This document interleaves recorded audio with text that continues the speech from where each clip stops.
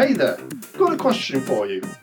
What do you get if you take Diddy Kong and shove him inside of a gacha ball?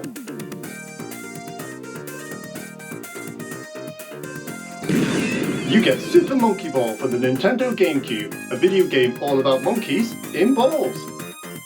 I don't know where the super part comes into all of that, but hey, we'll just roll with it. Roll with it like a ball. Hey-o! Super Monkey Ball is an interesting little oddity. Developed by a company called AV, short for Amusement Vision, and published through Sega, Super Monkey Ball originally began as an arcade cabinet before being ported to the Gamecube back in 2001. Despite poor sales in Japan, the game would find success internationally, and the series would go on to put out a bunch of sequels. The main character Ai even went on to appear in other Sega games, like Sonic Riders and All-Stars Racing Transformed. Nowadays, Ai spends his time in the deep, dark depths of the Sega dungeons, along with Ristar and the Bonanza Bros, only seeing the light of day when Sega needs him for a remake, or they need to fill out the character roster for their other games. So what do you do in this game? Well, the objective is to guide your simian spear through various courses to reach the goalpost at the end. Along the way, you collect bananas for points, and getting 100 of them gives you an extra life. Now that might sound simple on paper, but there's a little bit more to it than that. You see, unlike most platformers, you don't actually control your character, but rather the stage itself. You use the analog stick to tilt the stage and maneuver your character around various obstacles. Think of it like playing one of those maze ball puzzle game thingies you probably find in a McDonald's Happy Meal. Just to get into the swing of things, it's probably a good idea to start with the beginner stages. Swing. Because that's what monkeys do. The beginner stages do a great job at easing the player into the gameplay, and as early as the second stage, we can even find an alternate exit which will allow us to— oh goddamn pissing son of a— we can find an alternate exit which will allow us to skip some levels, the catch being that these exits are harder to reach. After every 5 floors, you enter a bonus level where the goal is to simply get as many bananas as possible. After each bonus level, the stage aesthetics change, taking us from the lush green majesty of the jungle to this ancient, misty, floating mountain temple place. Where on earth are we?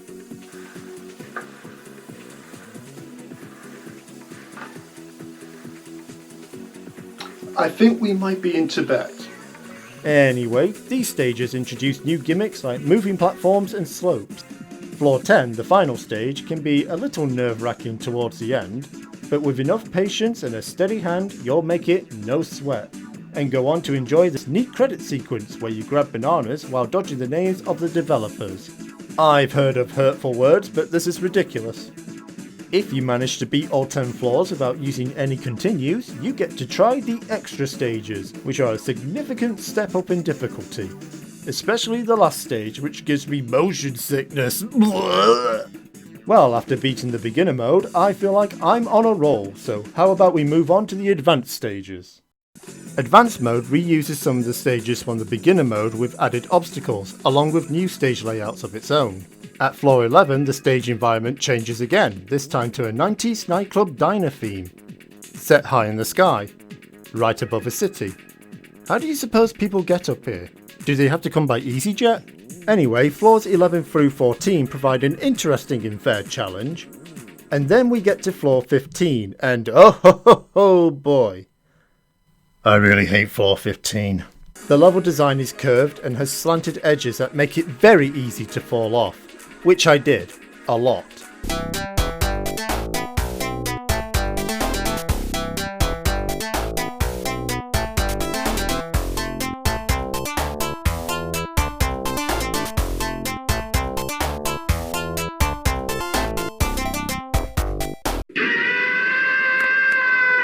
I fell off so many times the city below was being showered with Ai's corpses.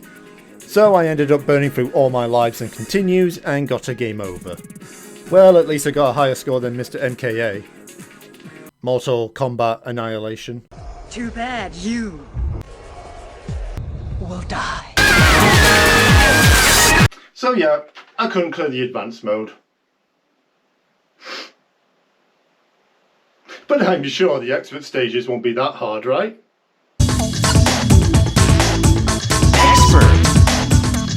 Floor 1's idea of adding difficulty is just putting holes in the floor. Oh no! Whatever will I do?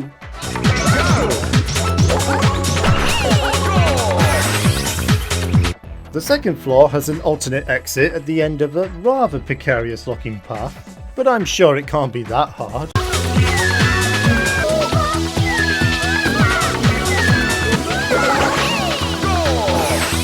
Yes! Did it on the first attempt.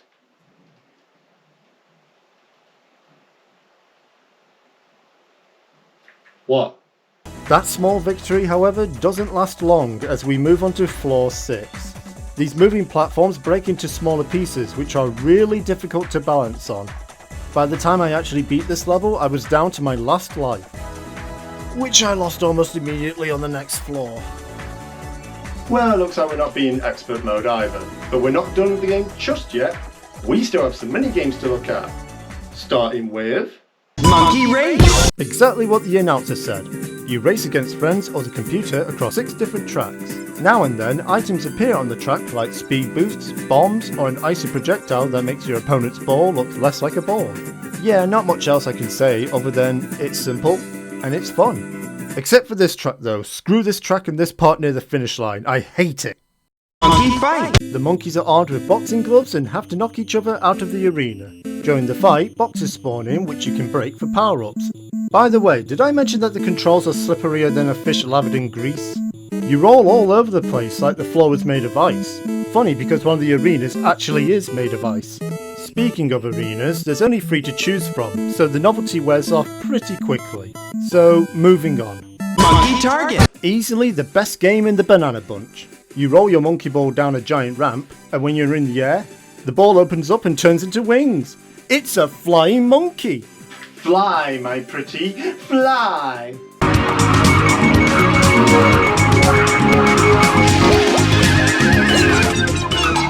Fallout! Oh. At the start of each round, you spin a wheel that can add obstacles to the game like clouds or bombs.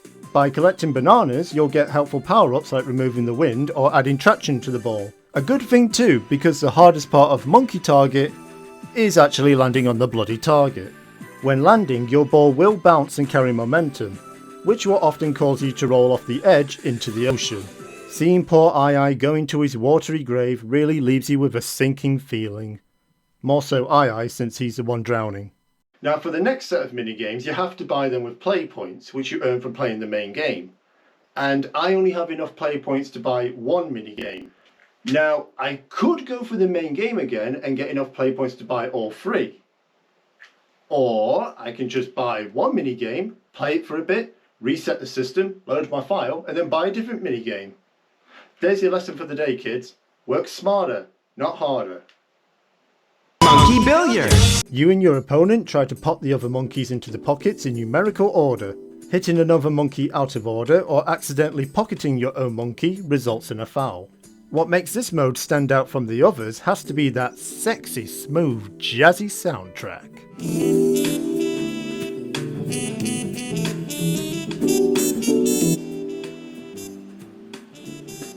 Oh yeah. Let's get Candy Kong in here, we've got a film. Monkey Bowling! This one is alright. You position your ball, adjust your aim and power, and then you release. You can push the back triggers to add some spin to your ball. My only problem is that once you've set everything, you have to commit to it, and timing the aim may take a bit of practice. Still, it's very satisfying when you knock down all the pins. Even Ai is happy when you do. For our last mini game, we have Monkey Golf! It's golfing, and the monkeys are the balls. You play 18 stages, and all you have to do is put your monkey balls into the holes. Excuse me? The aim is to do it in as few strokes as possible, but that's easier said than done when a lot of these stages are frustrating. Take this one where you need to hit the ball across an incline to the other end. It's just trial and error for how hard you're meant to hit the ball. I always end up undershooting or overshooting. The last hole is especially annoying since you have to hit the ball up an incline to land on the platform where the hole is. Yeah, monkey golf ain't my cup of tea, that's all I'm saying. And that was Super Monkey Ball. Definitely one of the more unique games on the Gamecube. And not a bad one at that. It's a game that's easy to pop in and play, but difficult to master. It's got colourful 3D graphics that are pretty nice even today. It's got good music, a decent selection of minigames on the side, and it's got monkeys and balls. What more could you ask for? Now, if you excuse me, I've got dinner reservations at one of those floaty monkey diners I've been hearing so much about. So, I'll see you all later. Taxi!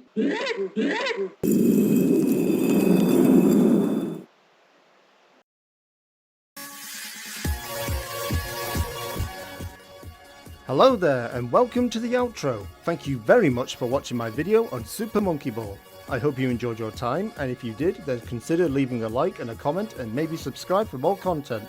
And I will see you in the next video.